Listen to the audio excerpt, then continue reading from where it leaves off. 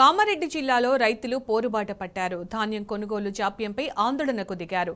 ధాన్యం కొనుగోలు చేయడం లేదని ఉమ్మడి నిజామాబాద్ జిల్లా డీసీఎంఎస్ చైర్మన్ ఇంద్రసేనారెడ్డి గొడవ చేశారు. దీంతో బీబీపేట్ సొసైటీ వద్ద ఉద్రిక్తత నెలకొంది. ధాన్యాన్ని కొనుగోలు కేంద్రానికి తరలించి 35 రోజులు గడుస్తున్నా ఇంకా కొనుగోలు చేయలేదని వారు ఆరోపించారు. కొనుగోళ్లు లేకపోవడంతో వర్షానికి ధాన్యం తడిసి ముద్దైందని వారు ఆవేదన వ్యక్తం చేస్తున్నారు.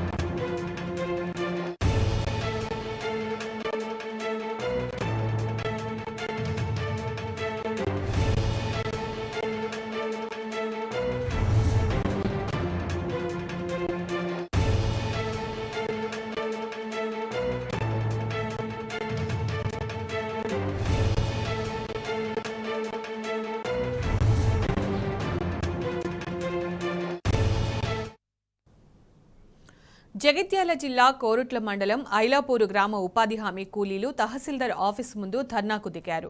తమకు పని కనిపించాలని కోరుతూ నిరసన తెలిపారు. పనికి వెళ్లకపోతే ఉపాధి హామీ కార్డు తీసేస్తామంటున్నారని, వెళ్తేనేమో రైతులు తమ పట్టా భూమిలో పనులు చేయొద్దని అడ్డుకుంటున్నారని వాపోయారు. సర్వే చేసి ఉపాధి హామీ పని కల్పిస్తామని కోరుట్ల తహసీల్దార్ హామీ ఇవ్వడంతో కూలీలు వెనుదిరిగారు.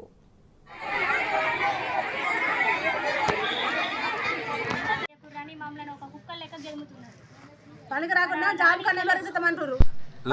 పనికి రాకుండా జాబ్ కన్నా మెరుగొట్టేస్తామంటారు. Job card తీసేస్తామంటారు.